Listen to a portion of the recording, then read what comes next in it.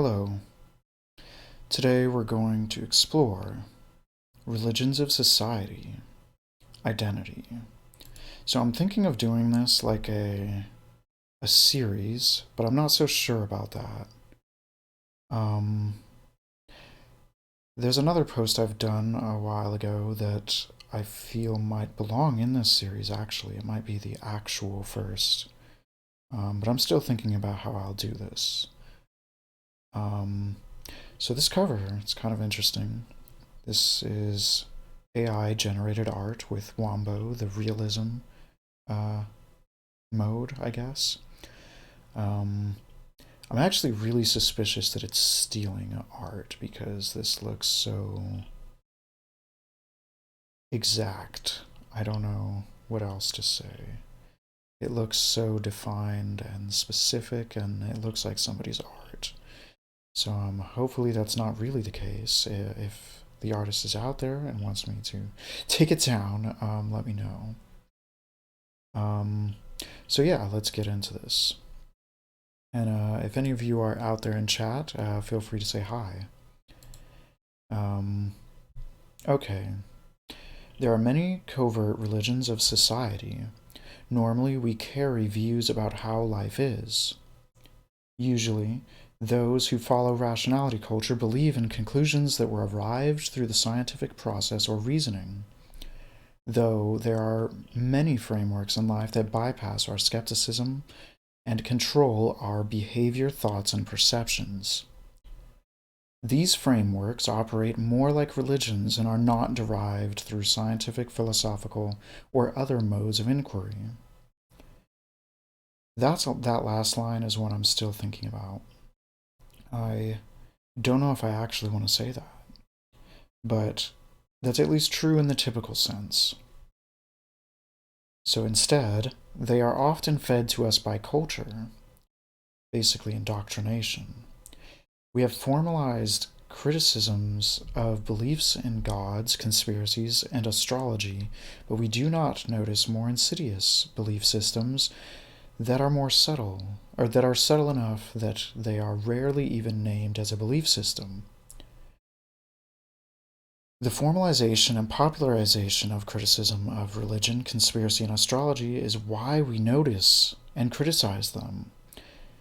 It is because we are fed reasons to criticize them. We are shown. So, the first example of a religion of society that we will explore is identity. Observing the patterns of someone's behaviors creates a filter for how you observe the future of their patterned behavior. This is confirmation bias.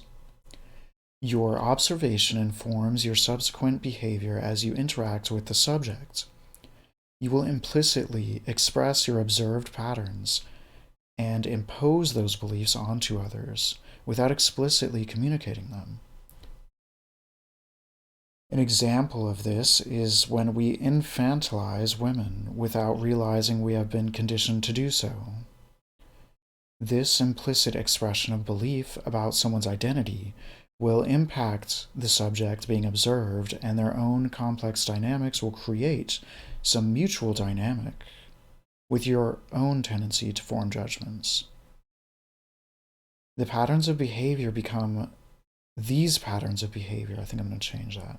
These patterns of behavior become a feedback loop between the observer and the subject.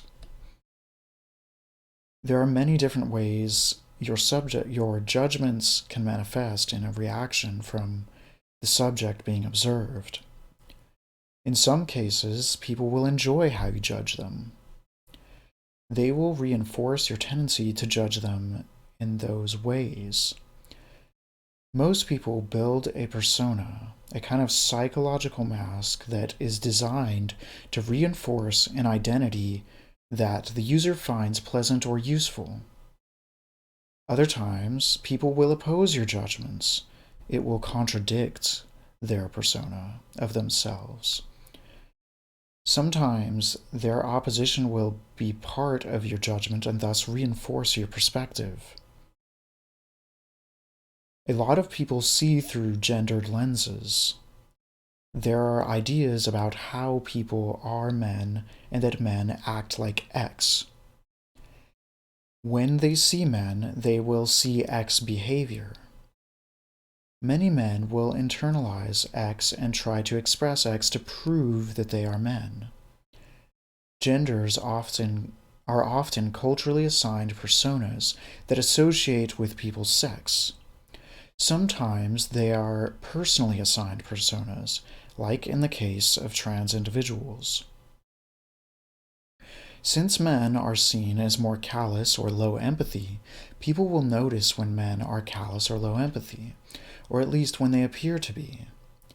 Confirmation bias pushes us to notice when men behave the ways in which we believe men tend to behave. We will dismiss the instances that men behave out of alignment with our framework of men. Men will also feel pressure to act in alignment with the character tropes men are assigned to, because they must prove their value as men. Acting feminine would be damaging to the reputation of a man, at least within some subcultures. Archetypes such as gender are similar to astrological types or MBTI types. Though they may not reflect any sort of valid reality, they are probably necessary for societal cohesion. It's as if we're all agreeing to play some game that might conflict with our desires. This game includes proving we are men or women. Sometimes this produces dysphoria or conflict within us or others. If we abandon all incorrect or imagined identities and just flowed free, I think that our society would collapse. I'm not sure though. If everyone were authentic, we'd be fucked basically. Or maybe not? You tell me in the chat. The archetypes get progressively inescapable when it comes to unspoken and nonverbal elements of communication. So actually, I'm going to stop right here. I'm going to actually check. Is chat around? What is this? Reformed Plush Actually. So I don't know if you're still out there, but this is an essay I wrote, and I'm reading it to you. I thought of just kind of bringing up the idea, but I've been doing that a lot, and the essay was really formed. So I decided to just read it straight up. And for those who read the blog, which most of the people out there who follow me read the blog and don't follow the video content.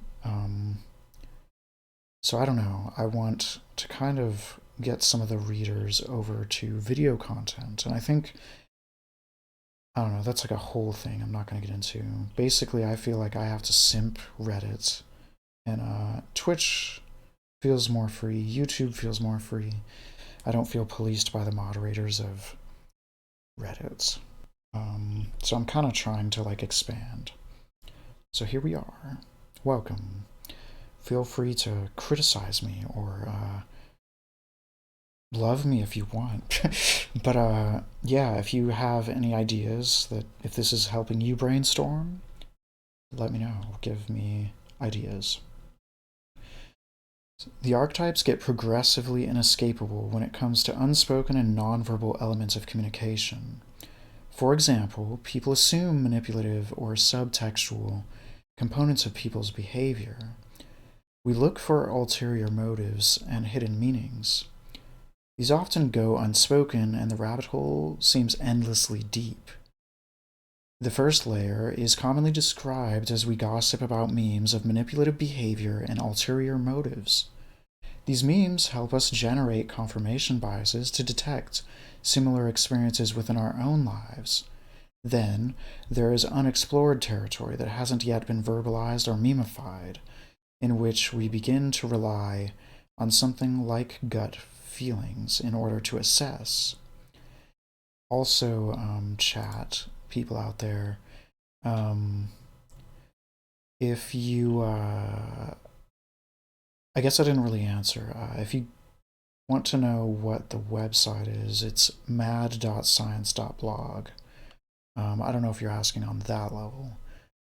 Or if you're asking about the topic is about right now we're kind of exploring how gender is sort of more like a religious concept, and I don't mean just the way that trans people talk about it.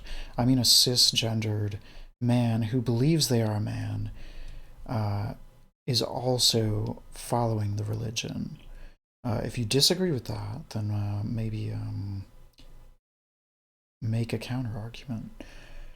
So let's see, the chat says, Araya, welcome. I know you, actually. I see two kinds of authenticity that get confused on a constant basis. There's the kind where you just do what comes naturally, and the kind concerned with communication to self and others. Yeah. Yeah, welcome. I need to think about what that means. Do what comes naturally. I understand that kind. And then there's the kind about. So, the communication to self and others. Do you think that. So, probably people who are doing what comes naturally, they can also be lying to themselves naturally without realizing it. But they're still kind of going with what they kind of authentically feel in that moment. I think that would kind of be an example. Maybe you can correct me if I'm wrong. Of kind of like the contradiction or the difference between the two. And if you think I'm sliding between the difference between those two, let me know. I think the one I'm talking about here is that, well, I think people authentically doing what comes natural, I think they'll authentically be following the religions I'm describing. So yeah. Okay, here we go. People want us to be predictable and to fit within their frameworks because they fear the unknown. And also everyone out there, if it doesn't make sense immediately, some of the first part is very abstract. And this is actually a problem I think I have with the essay. It gets more tangible as we go, but I also think it's like a little bit of a problem that it starts really loose. But like some of it, like it starts kind of like a pure logical abstract thing, but it's going to start getting more um, tangible. Some of the stuff about gender was meant to be more tangible, but I think it's going to become more so in a minute. Okay, so the unknown is where the danger lies. Stranger danger, right? When you can predict people, you know how to control them and protect yourself. The repetition of their behavior allows you to assume how future interactions will play out, which includes not playing out violently or emotionally harmfully. Of course, predictable harmful behavior is avoided too. The unknown merely makes a person unpredictable. It's basically like gambling, you guys.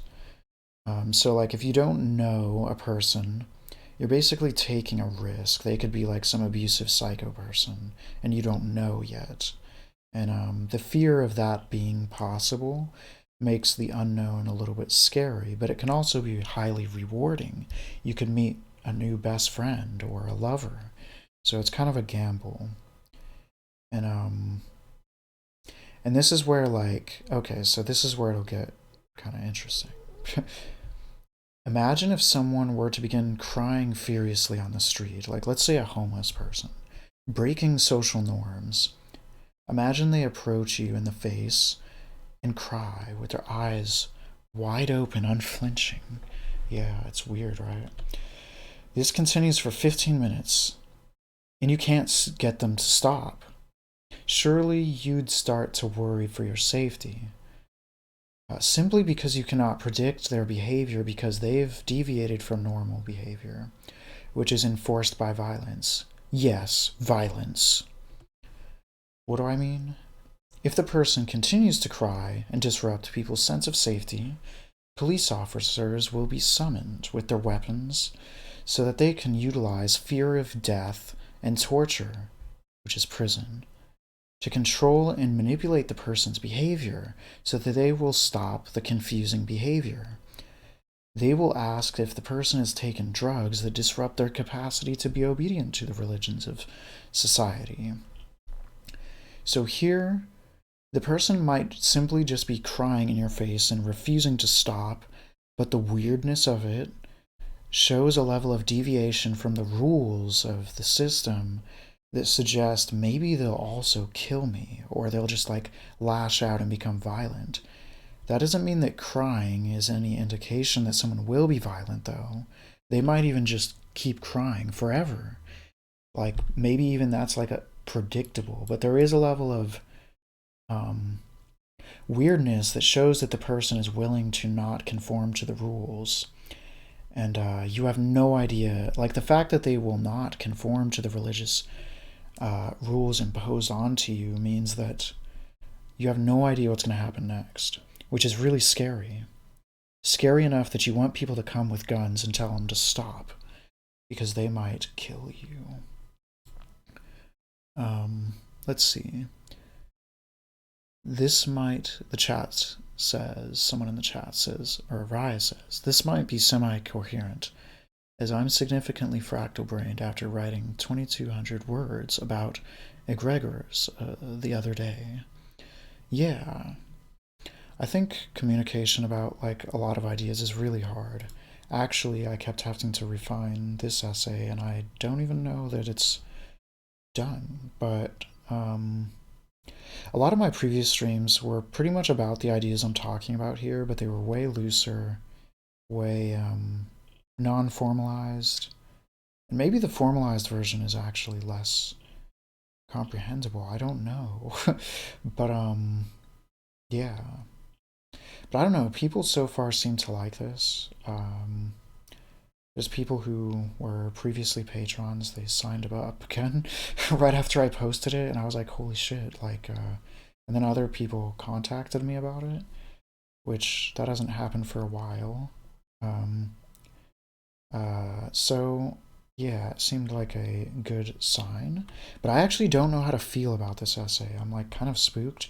Like, I feel like I'm telling people something dangerous on some level. And that'll become more apparent as we get into the danger zone. Okay, so I guess one of the danger zones is gender, but I don't actually think most people, even trans people, would disagree with what I've said here. I think that would be quite rare, and like I think the idea of non-binary is just kind of implicitly agreeing with what I'm talking about.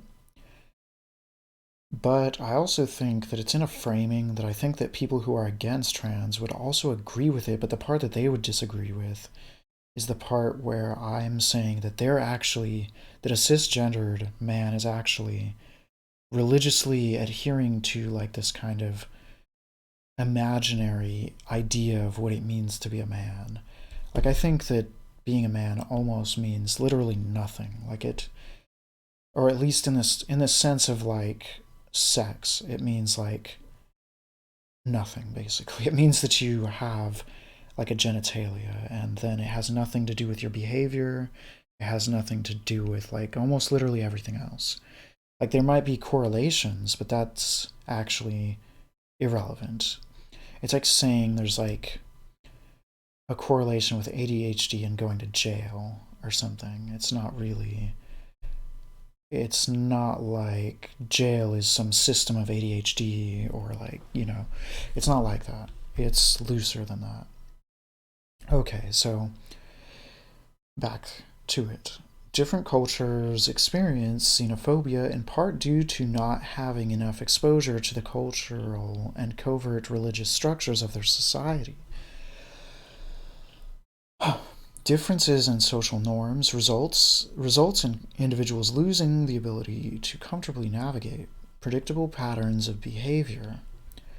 We rely on stereotypes and illusions of identity to comfort ourselves. We are addicted to our astrology because it comforts us and assures us that the future will be okay. It feeds us prophecies of other people's impending actions. We even exploit these predictions to control how other people see us. A notable case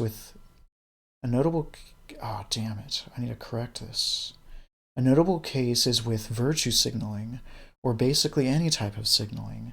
Signaling itself is about generating prophecies in other people so that they become a utility for us. We're basically like pushing prophecies about our own behavior onto them.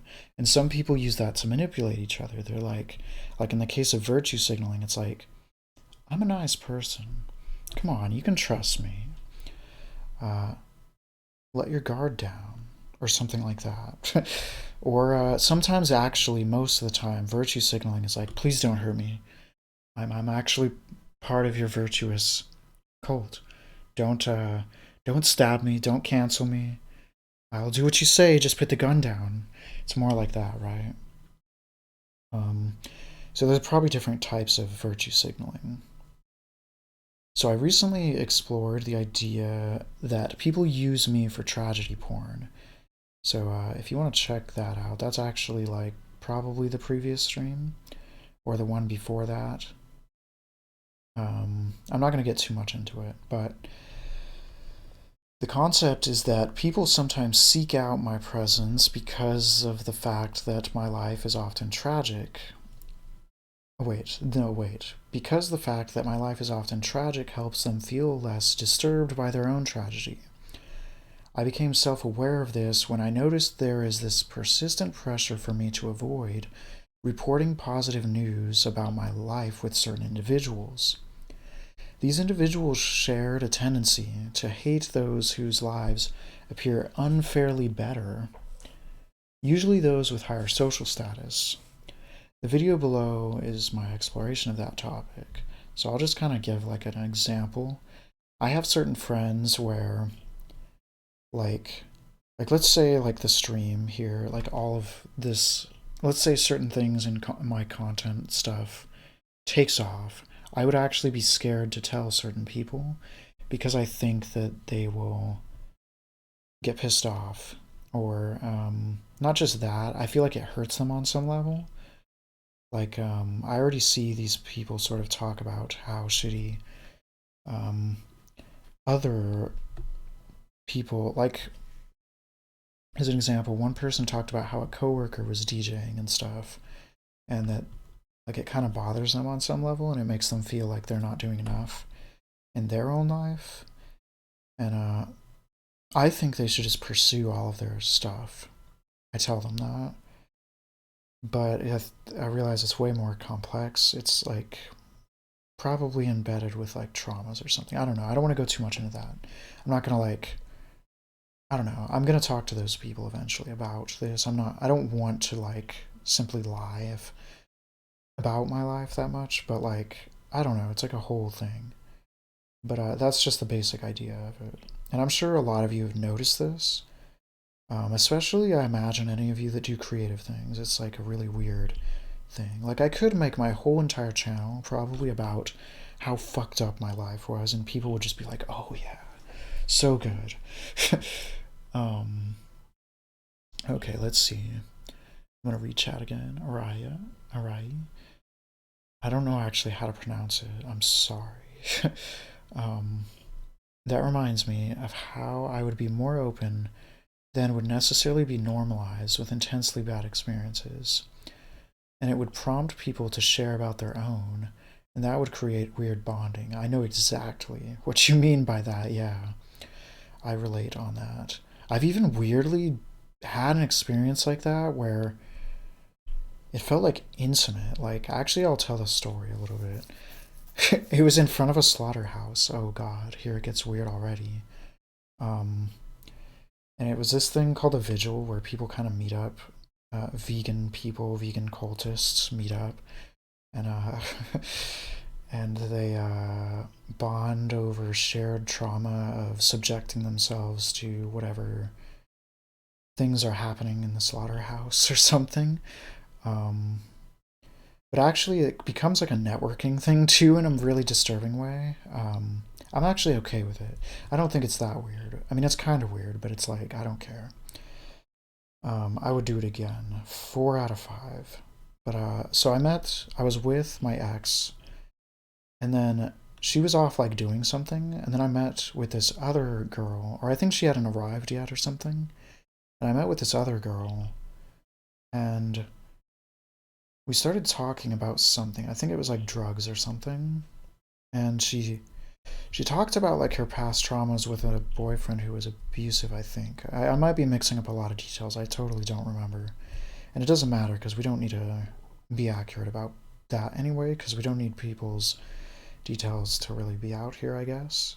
But it was something like about drugs being involved with like abuse, I think. And then they had like this perception about drug use. And then I shared like a different perspective about drug use because I used them. And then we started like going into our traumas.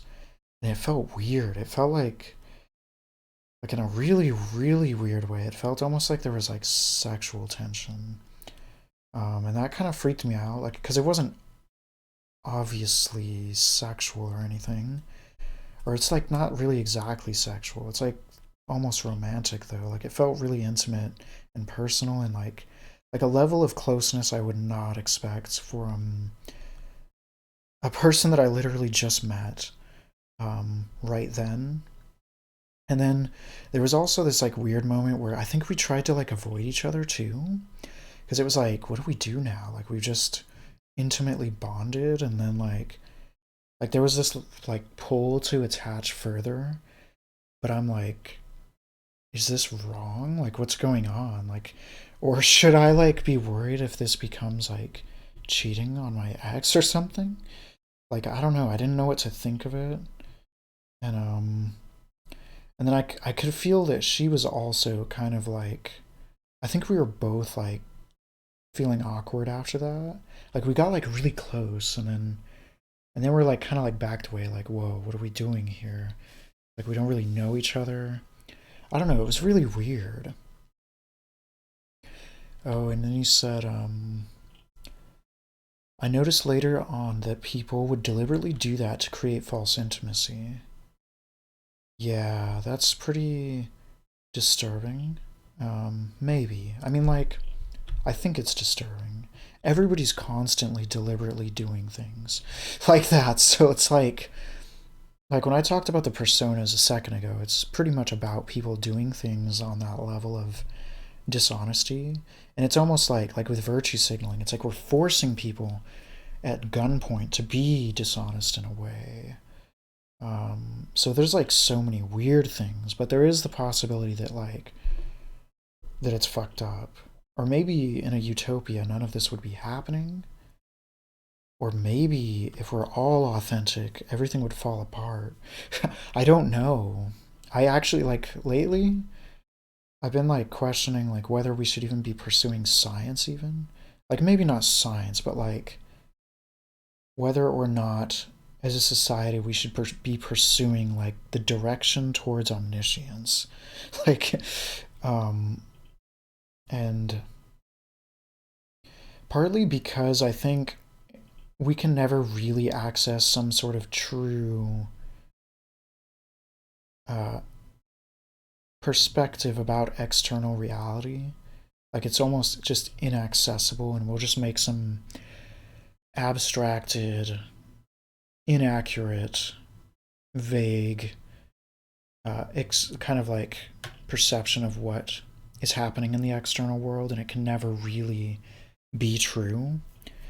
And like because of that, it's like we're just kind of like splitting off every time we're curiously chasing our urge to find truth down all these rabbit holes. We're kind of like we're splitting away from other people's version of reality in such a way that it creates conflict with them. Now we have to like confront that the other person is crazy or stupid or wrong, and or they're like even unethical for not following our new truth that has moral implications, which I think most truths that we desire to chase will have moral implications. Like I wouldn't just want to find out how many times the letter A appears in the dictionary. What I really care about is like, how can we not die, or what's the right thing to do, or like things like that. Like I think people will try to escape that they're actually seeking ethical bound truths, but they actually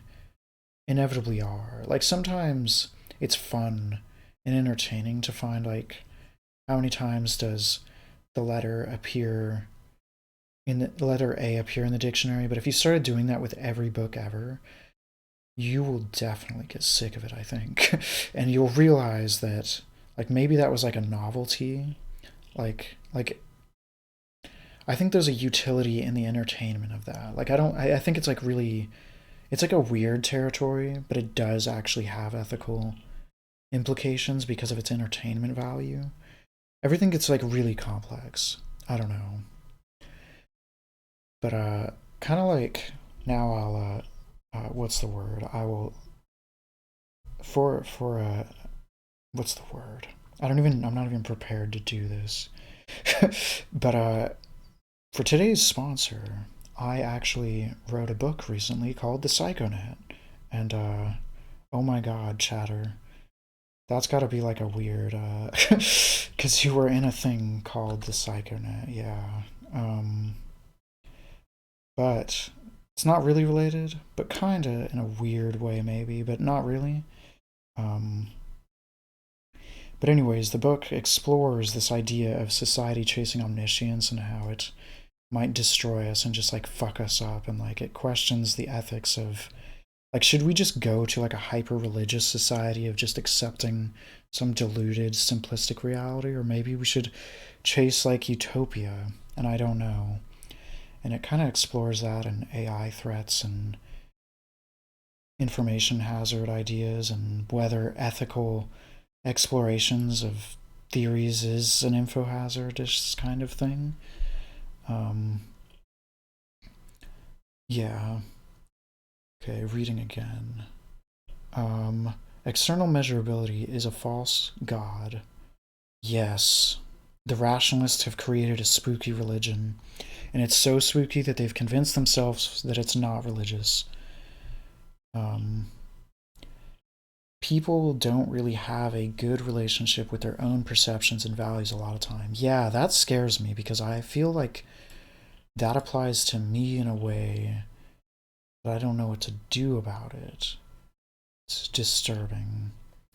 But I also try to notice it. Like I think I care more than other people about trying to notice it, because a lot of people there's like a huge incentive to create a persona, right? And I'm trying really hard to pay attention to what's persona and what's like I guess like my actual values. Like I try to observe what are my values and what are my conflicting values. Like so I'll entertain like disturbing ideas. Like if I notice like in my head that I have a thought like this person should die, I'll like think I won't like I think some people in mental health kind of territory will they'll be like, I'm crazy. Oh God. I had that thought. That's not my thought. Some weird thing is like coming into my brain. That's an invasive thought, or intrusive thought, I mean. And I'm kind of more like, no, I think there's some validity to that, but there's also obviously a massive validity in me not wanting to do it because obviously my life would get ruined. It would be fucked up to the person, and also it'd be fucked up to all the people around. It'd be fucked up to the people around me, around the person who was like the target. Like there's just all this other motives for why that'd be bad. But I think it's still dishonest to say that I didn't think about like this competing motive against a sea of motives that's really dark and undesirable, that I would want to tell all of you out there that I don't have the motives so that you think I'm a precious angel, right? And that's something I'm kind of learning from a YouTuber called Mr. Girl, who's kind of taking an approach like that. Yes, been talking about that a lot lately. How rationalism is a religion predicated specifically on counter signaling religiosity or feelings. Yeah, it's really disturbing. Um, yeah, that's kind of part of the inspiration of this post as well. Okay, I'm gonna try to get back into this, and feel free to put more of your thoughts, and then we'll kind of like I like this dynamic of kind of going back and forth. Um, Okay, I don't remember if I already read this part. I'll start here though. This is where it starts to get sketchy, and this is where I'm less sure. I'm somewhat sure of the idea, but I'm not sure about the safety of me expressing this idea to people that don't know how to handle thinking about that. So it's kind of like it feels like info hazardy at a certain point. Um, so society is like a machine that brainwashes us to believe in these astrological analogous frameworks. Beyond personal identity, we form beliefs about how society works, how politics works, the best ways for a job place to function, and at its worst, we form beliefs about psychological and psychiatric behaviors that are validated by professionals within the field who have gone so far up their ass that they've accidentally become cult leaders of how the mind works. Edgy take. Actually, the professionals in these fields are not really the problem. It is the relationship they have to popular culture. Popular culture circulates diagnoses and psychological ideas as if they were MBTI tests and astrology charts. They have an implied power beyond the former two because they are presumably backed by experts. Though experts do not support the misuse of psychological ideas. Once these ideas have polluted the meme sphere, people begin to use them as identities, much like gender. This likely changes the trajectory of people's lives as they identify with expert-created psychological frameworks or impose them on others. The study of these frameworks may be partially tainted by the circulation of these ideas within culture. The subject has developed an awareness of the framework and can use it much like we use MBTI or astrology. It poses confound issues and confirmation biases. So basically, I think that now there's like this weird feedback loop where the ideas we're studying about mental health will start to seem increasingly real the more that people in the public who are being labeled with them think they're real. I don't know if you've seen an experiment, but there was an experiment where they used children and they told them something like, they told them that their eye color changed whether or not they were smart. And like they would say like blue-eyed people are smart and brown-eyed people are stupid. And then they would test them and then their performance would actually match with this. And then they would flip it and their performances would change again to match with the imposed kind of identity framework. So it's kind of like that in a way. The frameworks in these fields are certainly inevitably flawed due to the immense complexity that is human psychology, making the situation even weirder. Ideas like depression, ADHD, and even schizophrenia are not necessarily based in reality. It is true that people suffer. It is also true that people fit within diagnostic criteria. It is also true that there will be biological bases for many of these diagnoses, though these concepts are not free from the problems described with gender. They are at least an improvement because of the way we try to formalize the study of the brain and these diagnoses. These ideas will be more rigorous, but worryingly, we might feel more valid for believing in such incomplete concepts of reality, particularly at such an early stage in the history of psychology. I think I forgot to explain why in that sentence. So we might feel more valid because of the way that experts are the ones dealing with these ideas, and also even the experts themselves might trust in other experts around them, and it just becomes like this whole weird mess of like religion. So as an example, schizophrenia may be a broad umbrella category of hardly specific conditions with various non-converging causes. So what I'm saying there is that it's literally a lot of things that aren't one thing.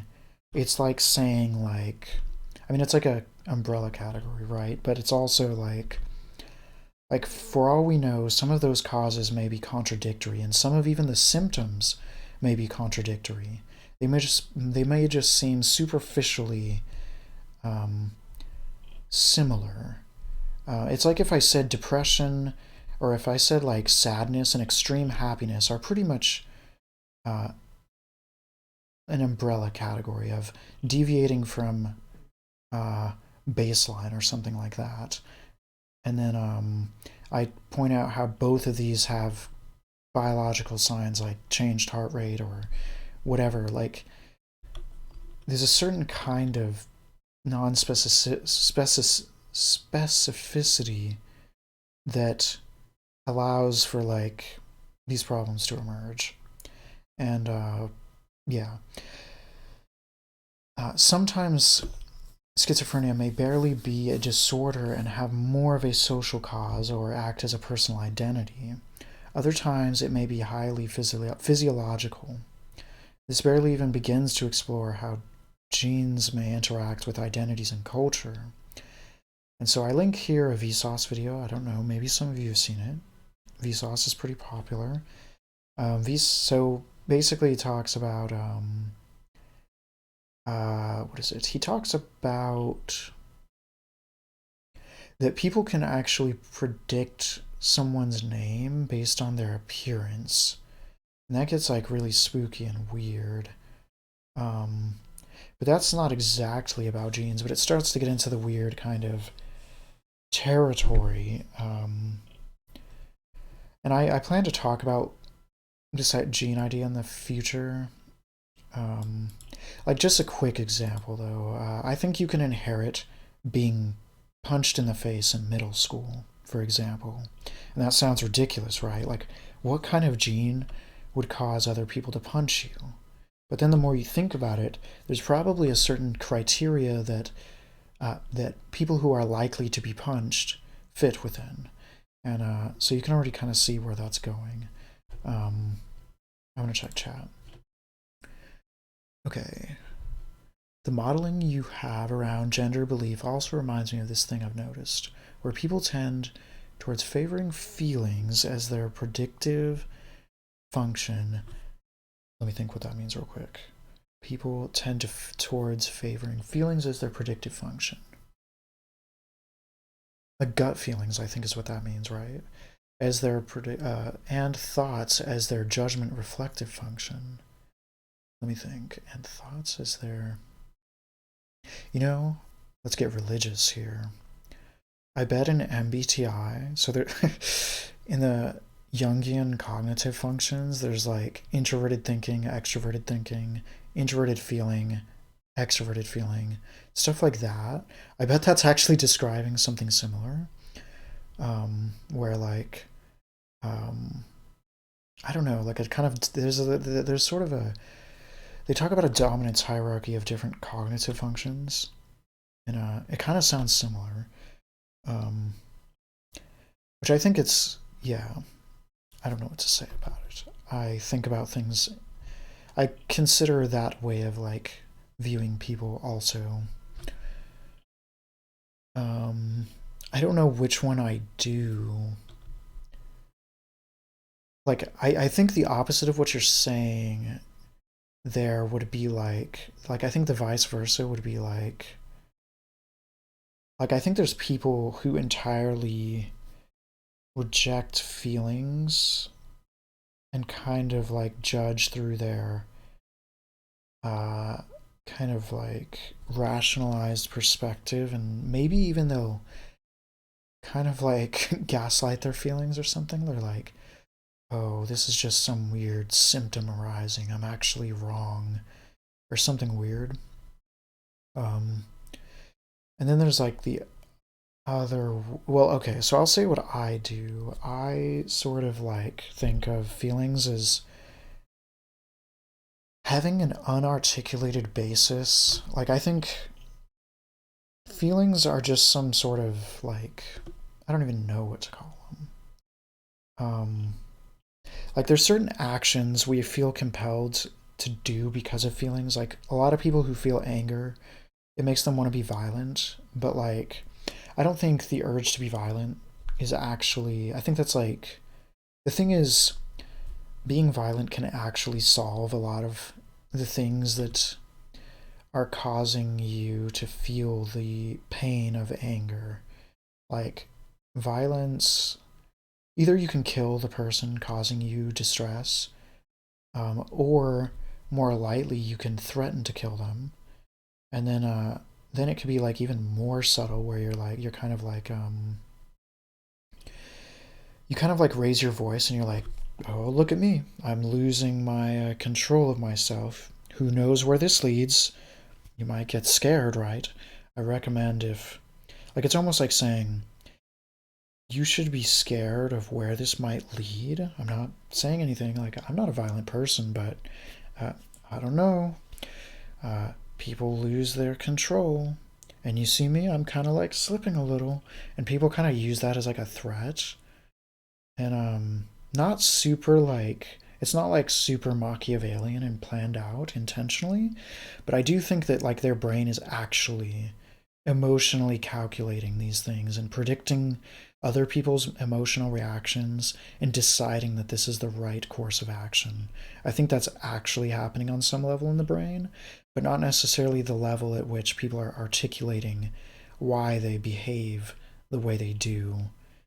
And I also think that the persona adds like this whole problematic situation because talking about things in that weird Machiavellian way is like really bad. Like people are just not allowed to do it. It's better to like people have plausible deniability that they've lost control.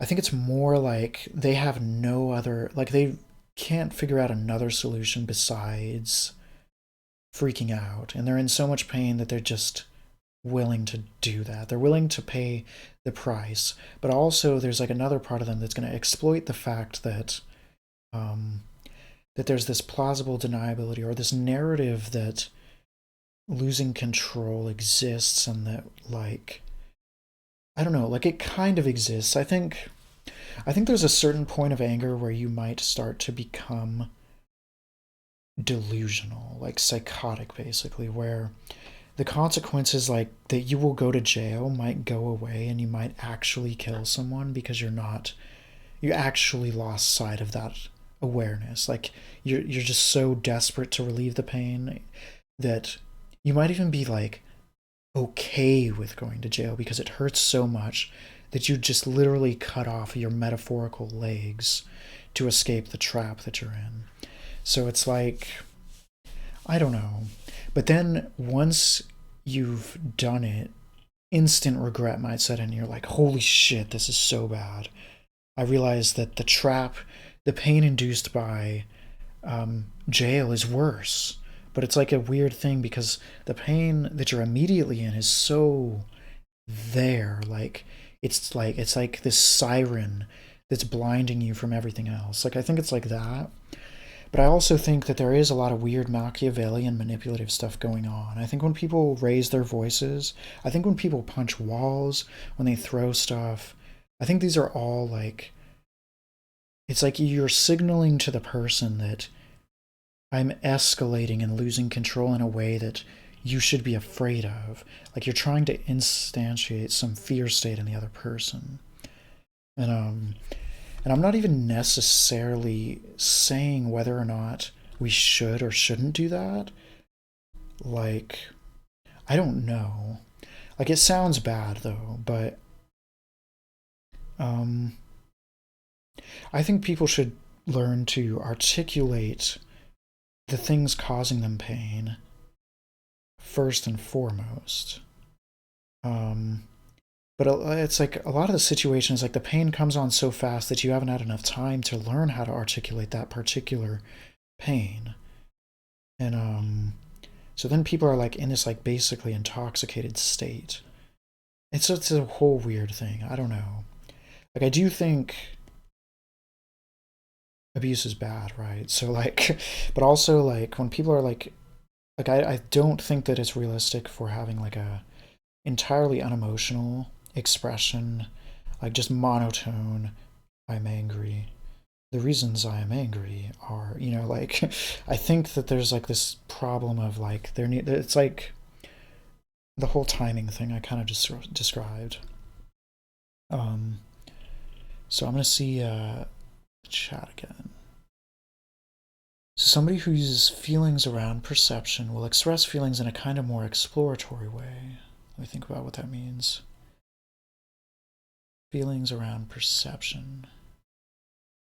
Will express feelings in a kind of more exploratory way, not as a judgment. Oh, this sounds also like the cognitive functions in a way. Like FI, introverted feeling, I think, has to do with judgments. Extroverted feeling has to do with something else.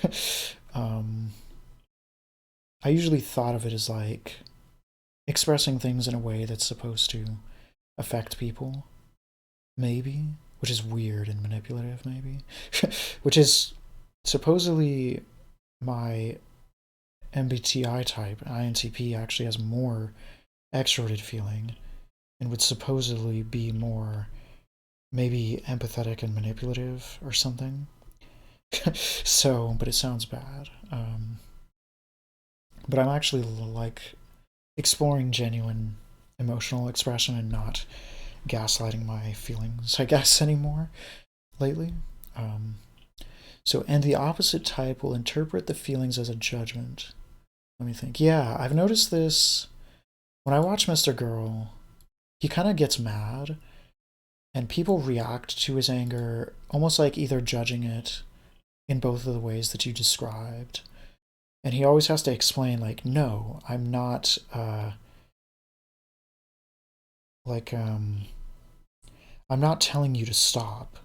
Or, like, I'm just telling you that it makes me angry. Like, it's like he's announcing it because the other person can factor that into their decisions, but, like, they don't have to, I guess, placate or something like that.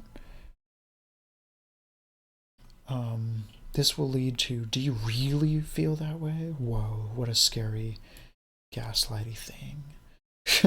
But also, maybe, I mean, it can also be a genuine question, right? Maybe you're psychotic. Maybe, are you sure that you're sad? Maybe you should use some of that rationality. You gotta drink the rationality Kool-Aid. But here we go. That reminds me of one of my favorite books, Eric B. Hoffer's The True Believer. There's this idea of dismantling systems of power. I've been thinking about that a lot lately too. Power. My whole life is being controlled by weird power dynamics. But there's also this strong tendency to then implement the exact same perceived systems of power, but with someone else at the top, regardless of the necessity of that structure itself. The necessity. When you say necessity, my instant thought is police. Like, because obviously guns, that's a power dynamic. It's probably abusive that cops have guns and that they have the power to kill us. I don't know, but they have to, like, responsibly use that power to maybe mitigate all the abusive dynamics and stuff below their power rank. Maybe that's what's going on. It's not necessarily gaslighty, though it can be. Yeah, it seems like it's like I don't know, because, like, there's also times where I feel like you can ask the same question and it's like someone is, I mean, like, the most obvious one is like, I'm not mad, shut up. Or, like, like, I don't know, like, that would be like, are you sure that you're not mad? Okay, so let's see, though, it can be coming from that second type. It can just be, is that your judgment on the situation? Yeah. Okay, I'm gonna continue now. We're almost at the, oh, holy shit, we're at the end. Well. Oh well. Okay, well, I guess the last line is, this all starts to feel kind of postmodern in a very uncomfortable way. who are we? That's the end of that part. So, I don't know. The only thing next is to engage chat. So, yeah, feel free to, uh, say things and I will respond. And, in the meanwhile, I'm going to, show, what's it called? Look at this. I made this collage and, with AI art by searching a bunch of different AI generated portrait things and putting them together. It has like holographic sticker looking stuff, jewels, crystal stuff. Yeah, so I'm slowly releasing chapters of the book every Sunday for a reason. Sunday, yeah. And then yeah, and then there's like this list. There's actually a secret way you can read the entire book if you want. If you wanted. I don't know if I'll say it. If you search. No, okay. Well, I already said it. That was your hint. There's also another way. If you're reading through these chapters, you'll accidentally find out. Yeah, there's like art with AI art, and I drew some pictures. So there's that. Plugging that. It took a lot of effort, and it was a crazy mental process. Oh my god. Talking to other people about the fact that I was writing a book, it just generates chaos. It's insane.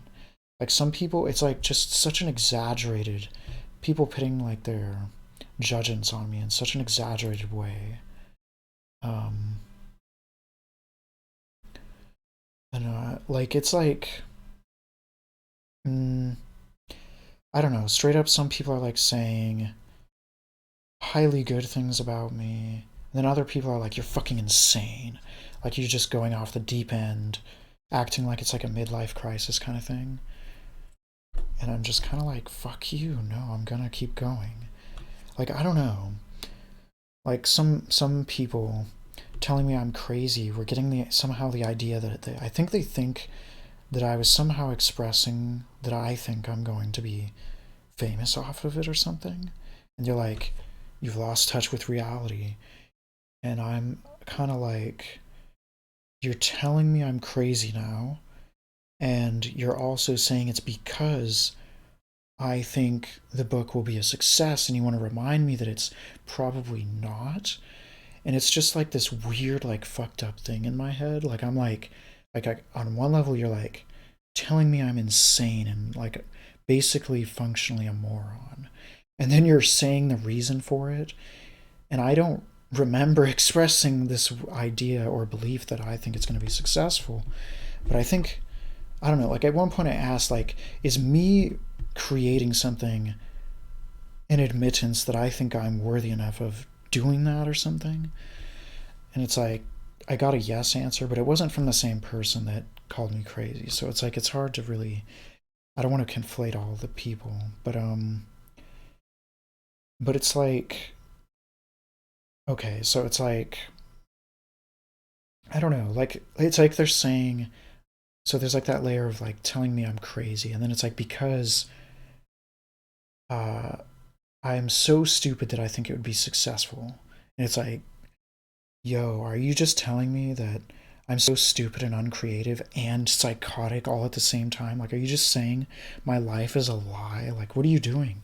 Like, I didn't all all I'm saying is like talking about like making the chapters or like talking about like I don't know, I keep going in my head when I hear them say that I'm thinking that it's going to be successful. I go to like points in my mind where I said something like, oh my god, this chapter is so sick, or it's like the idea of it's sick to me, and it's like I'm writing it because it's like, I don't know, like, would I write an idea that I think sucks? It's like I'm not even saying other people will think it's sick. I think other people might think it's cringy. I don't know. It's like that's not really the point of why I was saying it. But I also realize I'm taking a risk. Like I'm accepting the risk of talking about these things shamelessly. partly because it's an experiment that I want to see how absurd things will get. And then there's like that person who said like if I create the content, it's an admittance of some sort of arrogance about my capacity to that I'm worthy of even doing that. It's like this is like the reason that bothers me is like if you take it to its logical end, I feel like you're saying I have to stop being like if I want to prove that I'm not arrogant, I have to just stop everything. Just don't make anything. Collapse my whole creative passions and just stop and like what? Do something else. I don't know. It's like weird. Like I think people aren't thinking about all the implicit messages of what they're saying and how like almost damaging they can be. Like I feel like people are like begging me to stop in a weird subtle way. Like but then there's people who I actually looked up to that told me really nice things like saying it's like a major step in my life. Like I don't know. But it drove me insane. It gave me like pleasure. It gave me intense dysphoria. Um, I got into arguments with tons of people. Like it's just insane. And like, yeah. So it's been a whole thing. Okay, I'm gonna read the chat again. I appreciate interacting my free association on the topics you're discussing. Yeah, hell yeah. It's been fun. I think there's like a huge value in like this dynamic of like the chat or even if there's like guests or whatever. I think it helps me escape the weird looping echo chamber inside of my head. I need external input. Um, I relate to that generation of chaos. Yeah, okay, so what I've been realizing about even this topic, it's really relevant to this religions of society thing.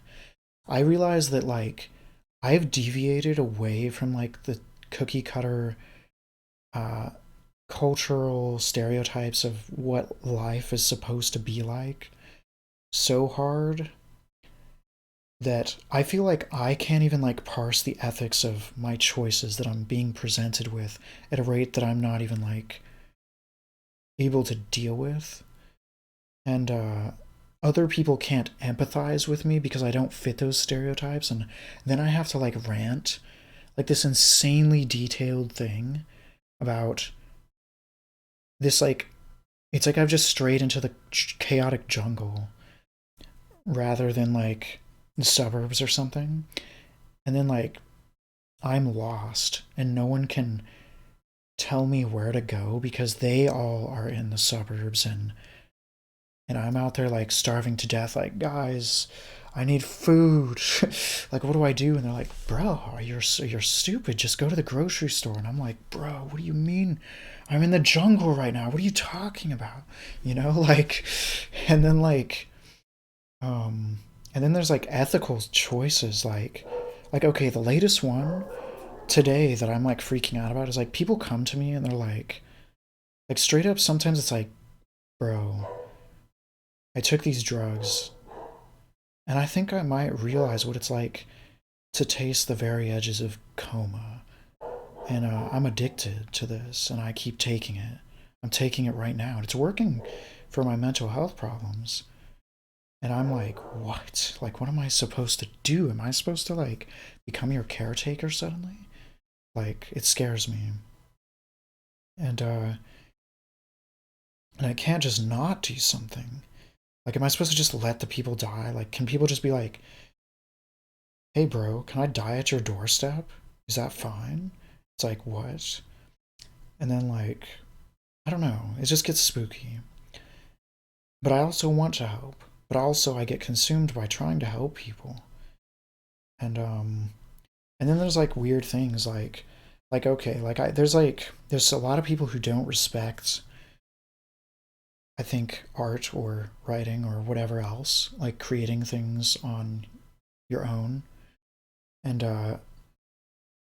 I internalize their disrespect towards me pretty unhealthily.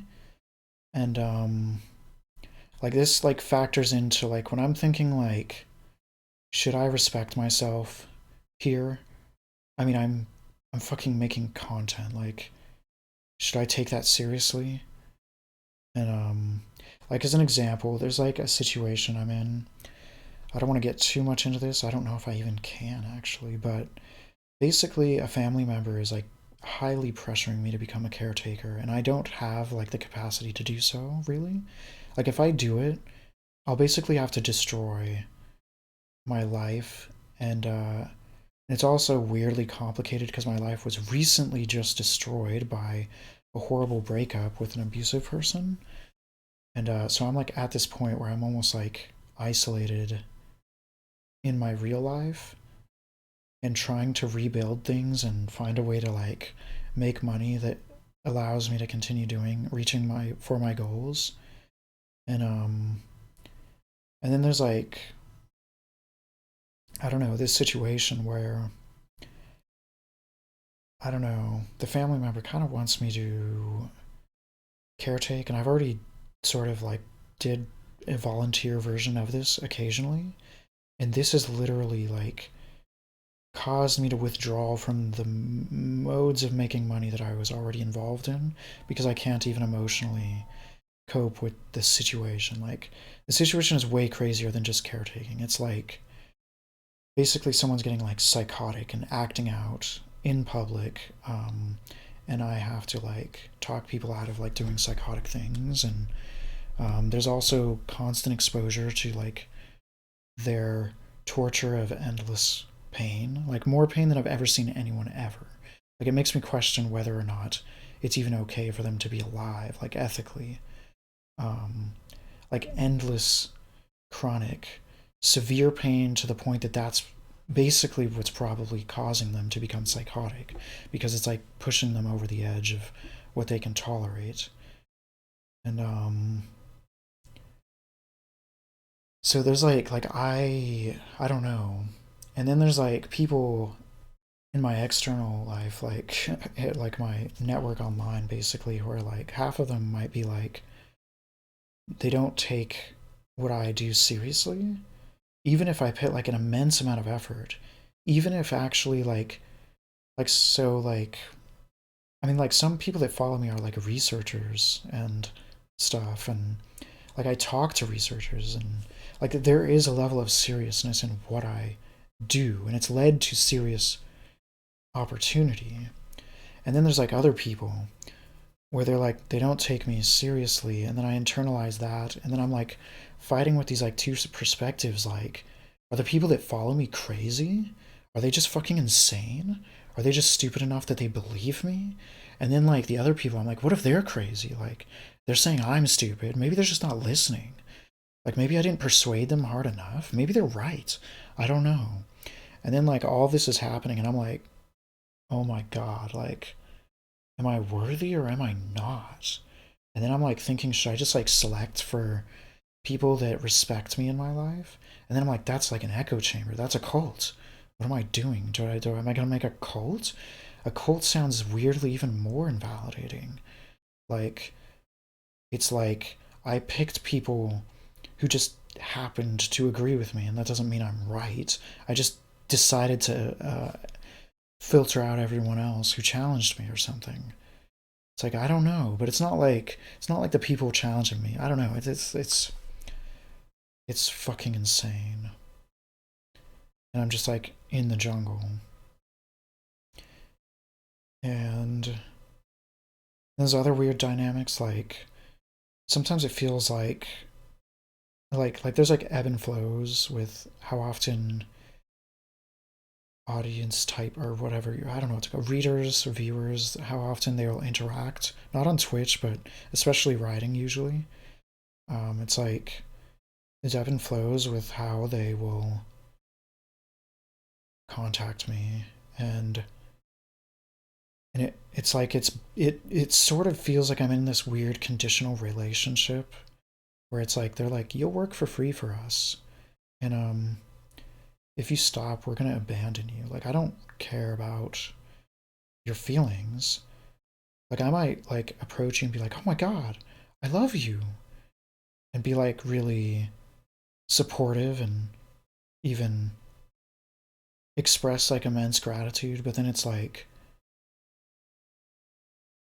it's pretty conditional. It's like weird. And then people leave me, and then I feel like there's this dynamic where like some people would probably only talk to me if they think a lot of people are talking to me and they might lose their chance of talking to me.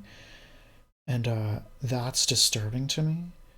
But then I get like periods where it's like everything slows down and it's like isolated. Like because I wrote the book, I basically killed off like some of the activity surrounding stuff and like, and it's like I don't know, I don't even, it's like I'm trying to assess uh like what's even going on. And yeah, actually, since I know you, person in chat, I know you definitely can relate. I know. Um, and it's like weird. It's like all these different directions. It's like the more that you leave certain, like there's certain religions of the society that tell you to like, there's like this layer of like fake, um, what's the word? People call it consensus reality. It's not really. That's so fake. There is no consensus. There's instead this weird persona version of reality where, like, I don't know, like the scientists probably believe that everyone's just kind of like on board with science a bit, except the crazy religious cults. It's like, no, not really. And then there's all these like ethical things, like people think they have this idea of what's common sense, and that's not true. But then everyone decides to lie. Like, it's almost like everybody is conforming to lie about a certain amount of things, and then the more that you like, if you stray away from like all the conformist norm bullshit, it's like then it exposes people's like inner true things, because it's like they start fighting about you, but then they're like fighting in a way that it doesn't converge on some consensus. And I've watched like some of these people will try to incite consensus against you, but then they'll be also like contradicting each other. And I obviously take advantage of that. And I point out the fact that they actually aren't on the same team. Like it's like there'll be like a mob of people that are fighting against me, and then like they are. It's like one of them will be like, "But Gage," and they'll say something I agree with, and I'm like, "Yeah, but literally that you what you're saying, they're not thinking that. You're talking like you're on their side, and you're trying to talk me like down from like jumping off a building. You're like, Gage, come." Like, you're being radical right now. Like, this is what we're thinking about you. And then, like, I'm like, no, look at what they're saying. Like, that's not what they're saying. I already agree with you. You're actually on my side. You're just pretending to be on their side because it's like this weird mob dynamic. And, um, I don't know. I saw the word power and now I just want to derail what I was about to say because I had an instant idea of what, like, my brain just instantly flashed of like the power dynamics involved in what I was just describing. Actually, I'll start there before I forget. The power dynamic is basically like the person at the peak of like who's challenging me is kind of competing for creating this.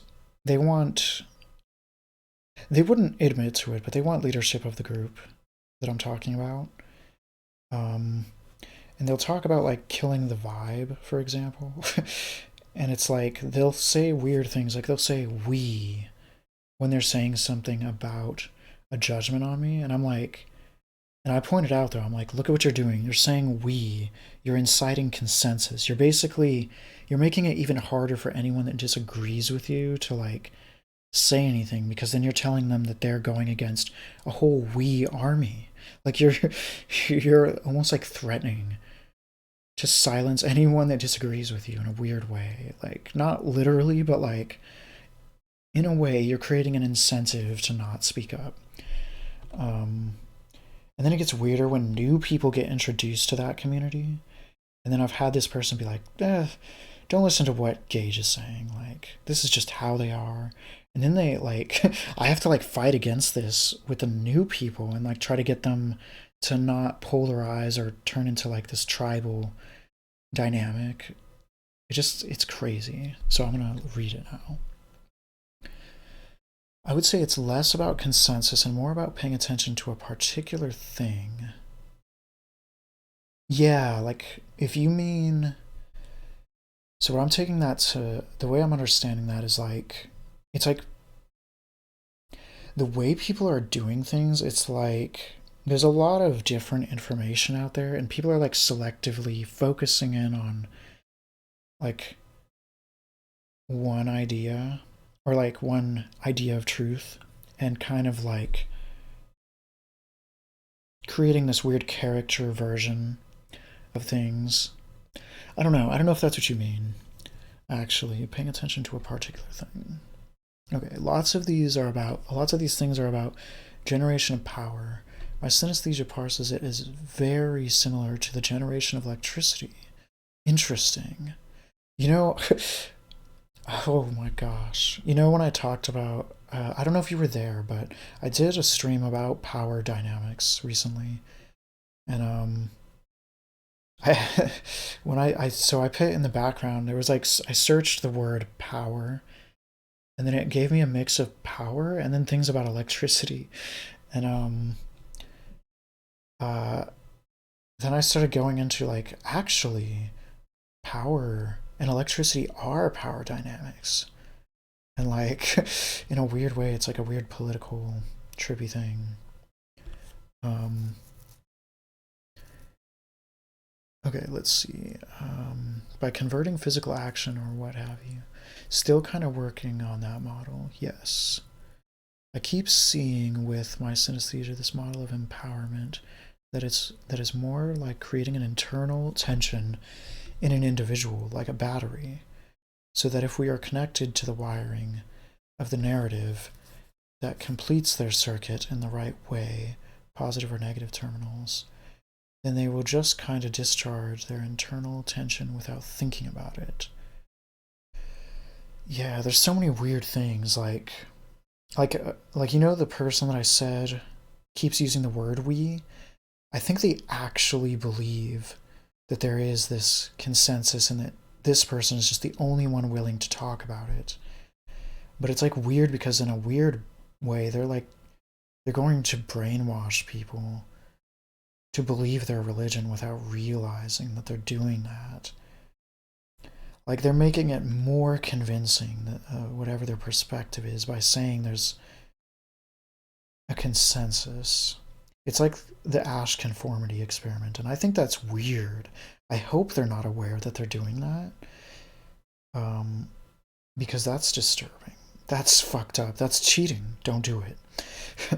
It's like, how about you just speak for yourself and that's it, and stop doing that, and then ask what other people think. The other weird thing is that the person is kind of popular in a way that other people have DM'd me bringing up that they disagree with the person and they don't feel like doing it publicly. And I don't know. The other thing is I like this person, just to throw that out there. This is like someone I actually like.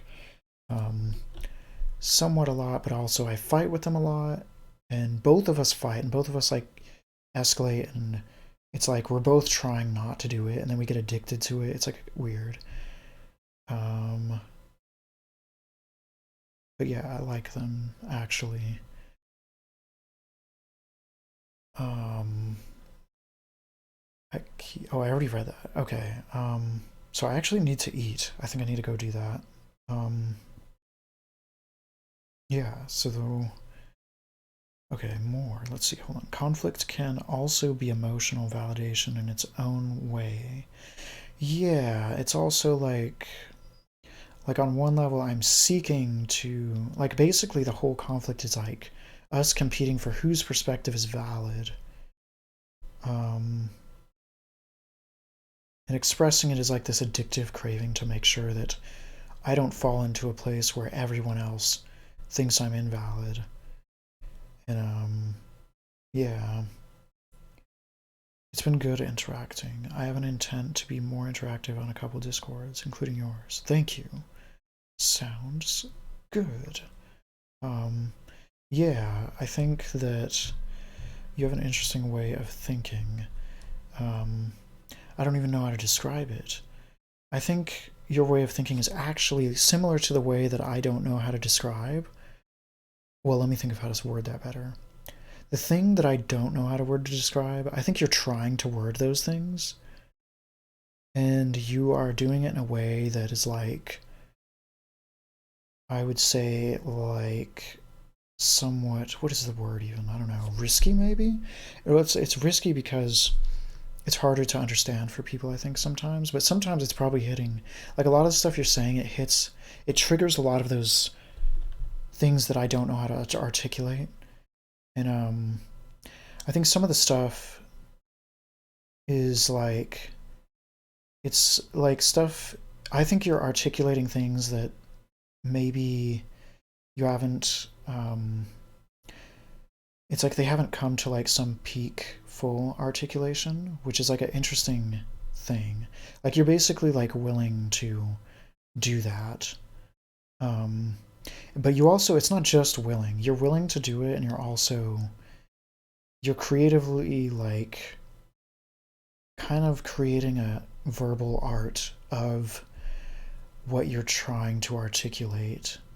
And then it's triggering those unarticulated things in my mind, and then I can't even like talk about it for probably the same reasons that you wouldn't be able to. It's also like I would demand to talk about it in a very in my own particular way, which and I also don't have skills in the artistic way that you are deciding to do it.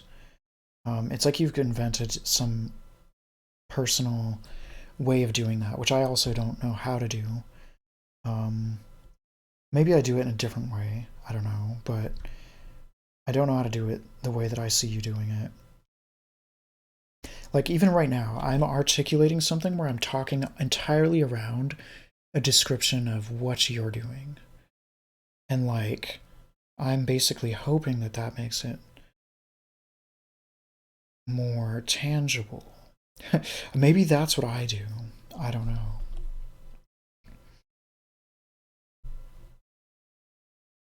And then I get freaked out. I'm like, why? Why can't I just have words? We'll just call it a new word. It's called a babokalala. That's what it's called. No, I'm just kidding. But because that wouldn't fix the problem actually. The word wouldn't fix the problem. Um, is good to hear. I like process of figuring out how to articulate the internal experiences that are fairly non-standard. Yes, it's heresy. You are a heretic. You know that, and that's why people will freak out. But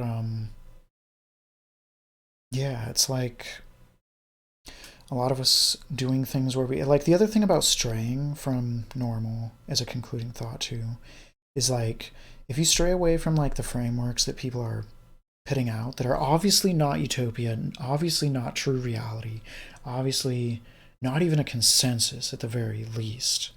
Um, the more you stray from them, though, it's like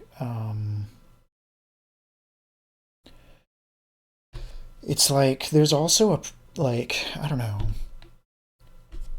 I think that makes us more likely to be wrong in a way that can make us a target for a lot of people all at once. Because not only is it wrong, but it's wrong, and like swaths of people will be like, "Holy shit, that doesn't conform to my belief," and then they'll just like freak out on you. But then the thing is, like, that's spooky is like the people who are forming like that are following more like culty, religiousy things. They are almost always wrong, but in a way that everyone around them is like agreeing to just concede to, which is spookier. No one like the Christians aren't going to challenge each other about how Christianity is wrong or something like that. So there's like a really spooky thing about it. Like it's not like I don't think the proneness to being wrong is any more between people like us who stray away from who deviate from the religious structures. I don't think we're more prone to being wrong than any other person, but other people have the safety net of echo chambers, basically. And yeah. Um but I think it's really, really insanely hard to ever be right about things or to articulate any kind of physical reality. It's like we're turning this physical universe into sounds. It's chill, that's not possible. Let's be real here. No, I'm just kidding. Maybe it's somewhat possible. Maybe I sound cynical. Okay. Um I'm very facultative with language. It has been a process of feeling out how to speak other people's language about things more. Yes, I agree. My thing that I kept doing for the longest time is to speak the language of people in science. I slowly went from kind of a radical psychonaut type that was just exploring reality with my own weird philosophical things to oh shit, everyone's gonna think I'm crazy. I better start speaking their uh, formal academic wordiness. And then I did that. And then now I'm kind of still doing it, but I'm also loosening back up to a colloquial way of speaking too. I try to blend them actually. It would be nice to collaborate. Yes, potentially. Okay, I get a lot of methodology from my dad and his specialization in complex litigation. Interesting, yes. Being such an extent of non-standard, it's a double-edged sword. You have less of the privilege of just getting to rely on other people's scripts, yes. But you also end up having to expand your abilities. Yes, hell yes. It forces you to grow perpetually. And it also makes you fight with people. It's just crazy. It's constant self-exploration and exploring other people and developing tools to do that. I don't know. Even the way that I said I was using people's reaction to the book, that was I almost on one level was I don't think people are the places that I was talking about the book, I wasn't really convinced that many of them will read it. And I'm so maybe I can just talk about it a lot and not worry about the fact that the more I talk about it will freak them out and make them maybe less likely to read it. I want to see what can I talk about this the way other people talk about how they're gardening every day and they talk about their jobs or whatever they're doing, but I'm writing this book every day. Can I talk about it in a fair way like the rest of you? And I basically did that as an experiment and people freaked the fuck out. And I tried to do that. I try to flip the script on people, try to make it fair too. Okay, expand your abilities, yes. A lot of people focus only on one side or the other of this, yeah. But understanding and using them both can be its own form of generator for power and creativity. Yes, hell yes. Okay, I can tell I'm getting all hungry as heck now. Officially, this is it. Okay, I liked all the trails that we just went on before ending it again for the second time. I've honestly ended up conceptualizing it as a call to lead in its own way. Yes, I think it is exactly this. It is you're basically, by not following a normalized path, you're basically putting yourself in a place as either the homeless person screaming out on the streets or the leader. And you're basically saying, I'm either right or wrong. You have to decide whether you're going to believe me or not. And then you also have to make your best case about why you think you're right. And that's where a lot of the growth is too. But yeah, the leadership. But that relies on a structure of leadership and hierarchy that is not at all like the pyramid-shaped structure that people usually see power in. Yes, there's like a silly overt structure about like jobs and money and maybe genders or whatever else. But then it's like actually in reality it's way more. It's this out in the wilderness, high pressure role, heavy is the head that wears the crown, because the crown is the weight of all the people that can benefit. Yes, you have to articulate all the things basically that other people are probably feeling and thinking that aren't having a voice at all. Okay, thank you for joining, and yeah, I'll stream again soon and send out more notifications. And if I see you again, then epic. And feel free to like DM and whatever too. And yes, okay. Time to eat delicious food. Goodbye.